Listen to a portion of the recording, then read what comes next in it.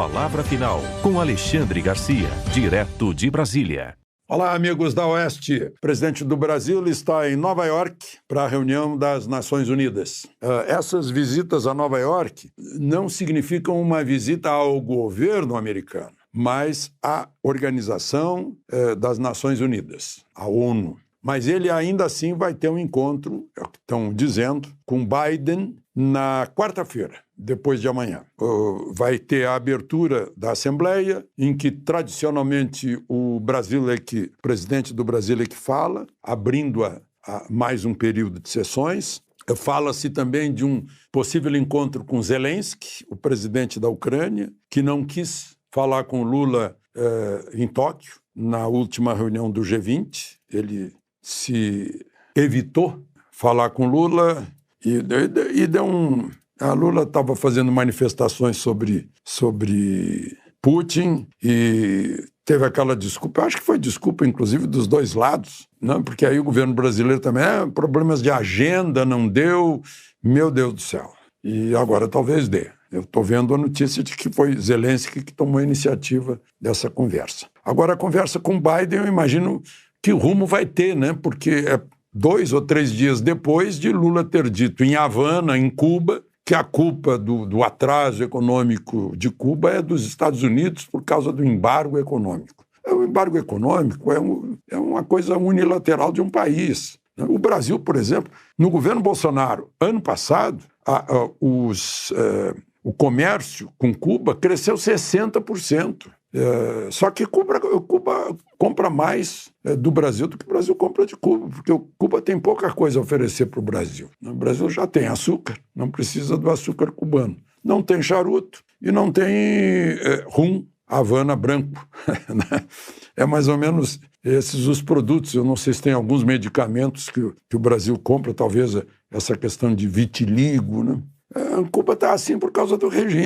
O regime não funciona. Não funcionou na União Soviética. Não funcionou na China. A China tem uma economia capitalista e um governo comunista. Teve que botar a sabedoria chinesa, botar Confúcio e não Marx, né? Confúcio é muito prático. E então é esse o problema. Eu não sei se o presidente está sentindo isso, porque a reunião de Cuba, com 134 países, foi quase um comício.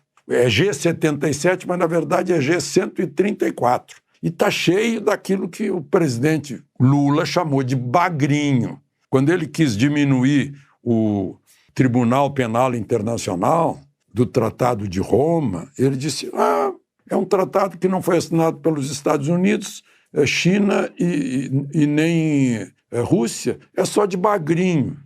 Pois é, tem 134 países, em geral do hemisfério sul. E como a gente sabe, o hemisfério sul, o Brasil está numa companhia de muitos países que tem um certo atraso em relação aos países do hemisfério norte, né?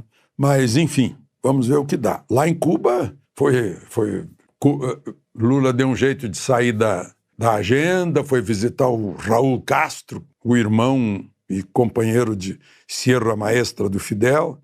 Os ditadores da Nicarágua e Venezuela se uniram para dizer que, né, Ortega e Maduro, para dizer que eles estão contra a hegemonia dos Estados Unidos. Os Estados Unidos não estão nem aí. Os Estados Unidos, inclusive, na sua prática, estão diminuindo o comércio com a China e aumentando as relações econômicas com os dois vizinhos, porque fica melhor, fica mais perto. Não gasta frete, é só atravessar a linha de fronteira, Canadá e México. E o México deve estar gostando muito, porque daqui a pouco não tem desemprego no México. Porque as empresas americanas vão para lá para produzir automóveis. Muitos dos automóveis que a gente compra aqui no Brasil foram produzidos no México. Bom, queria dar uma palavrinha sobre a gente está fazendo. Na prática, eu estou falando de política externa e de que tem que ter um pragmatismo, a presença nacional. Tem que se impor.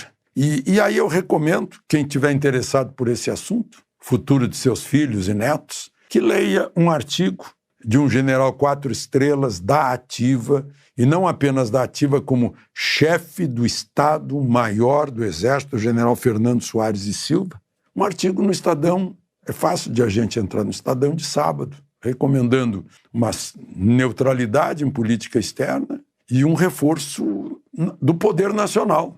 E como a gente sabe, o poder nacional se compõe não apenas do poder militar, mas do poder econômico, do poder psicossocial, que é o poder da sociedade brasileira. Mas o poder militar também é a última razão dos reis, né?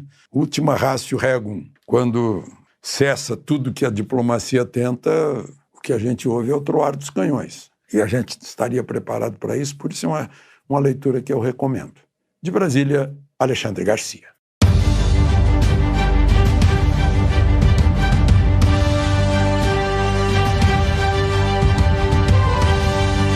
A palavra final com Alexandre Garcia, direto de Brasília.